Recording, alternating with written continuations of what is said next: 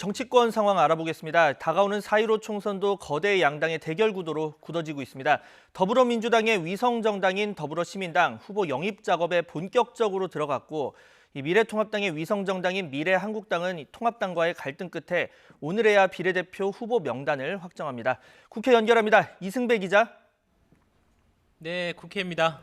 네, 먼저 여권 상황부터 알아보겠습니다. 당명을 정했으니까 이제 누구를 후보로 낼 것인가 이게 중요한데 더불어시민당 본격 후보 영입 작업에 들어갔다고요?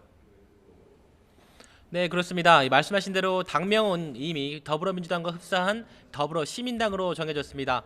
이제 누굴 후보로 낼 것인가를 정해야 하는데요. 시간이 많지가 않습니다.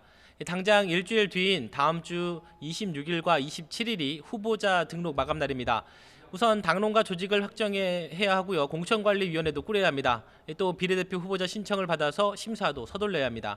더불어시민당은 돌아오는 일요일인 오는 22일까지 비례대표 국회의원 후보자를 국민추천을 통해 받기로 공고를 냈는데요. 공모를 받긴 하겠지만 어떤 방식으로든 민주당의 뜻에 공감하는 후보를 영입하는 방향으로 이루어질 것으로 보입니다. 더불어시민당의 소수 정당인 녹색당과 미래당 등이 빠지면서 최소한의 명분도 잃었다는 비판이 당 안팎에서 나오고 있습니다. 녹색당은 민주당이 애초 밝힌 취지를 훼손하면서 소수 정당을 줄세우게 하고 있다고 비판을 했고, 불참을 확정했던 정의당도 민주당도 통합당과 다를 게 없다고 결론을 지었습니다.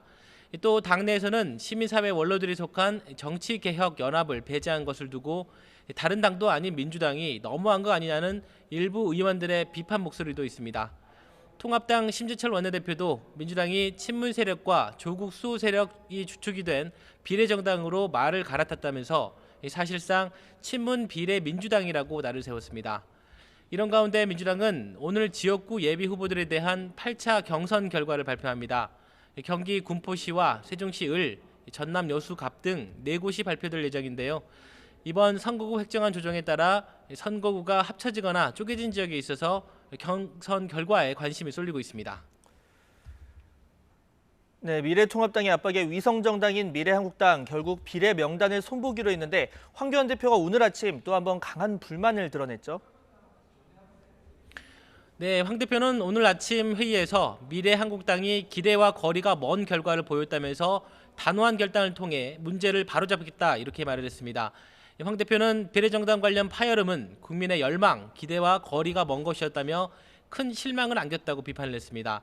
그러면서 이번 선거의 의미와 중요성을 생각할 때 대충 넘어갈 수 없는 문제라면서 이른 시일 안에 바로잡아서 승리의 길로 돌아가겠다고 강조를 했습니다. 미래한국당이 어제 최고위와 공관위를 잇따라 열어서 명단 일부를 수정하겠다고 밝혔지만 황 대표가 이 결과마저 만족스럽지 못하다는 불만을 드러낸 것으로 보입니다. 하지만 이 같은 황 대표의 발언에 대해 정당법 위반 소지가 있다는 지적도 나옵니다. 통합당과 미래한국당이 엄연히 다른 정당인데 공천 결과에 개입하려는 듯한 발언을 지속하고 있기 때문입니다. 통합당의 불만이 제기된 상황 속에서 미래한국당은 오늘 선거인단 찬반 투표를 거쳐서 공천 명단을 확정하겠다고 밝혔습니다. 공병호 공관위원장은 오늘 라디오 인터뷰에서 4명의 비례대표 후보 순번을 조정했다고 말을 했는데요. 윤봉길 의사의 손녀인 윤주경 전 독립기념관장은 애초 21번에서 앞번호인 3번으로 재배치됐고 통합당 영입 인재들은 대부분 당선권으로 들어왔다고 설명을 했습니다. 특히 공 위원장은 재심의 이유를 두고 공천의 방향이 일부 바뀌었다고 밝히면서 통합당 영입 인재들이 애초에 뒤를 밀렸던 건 대여 협상력이 모자란다는 판단 때문이었다고 강조를 했습니다. 지금까지 국회에서 YTN 이승배입니다.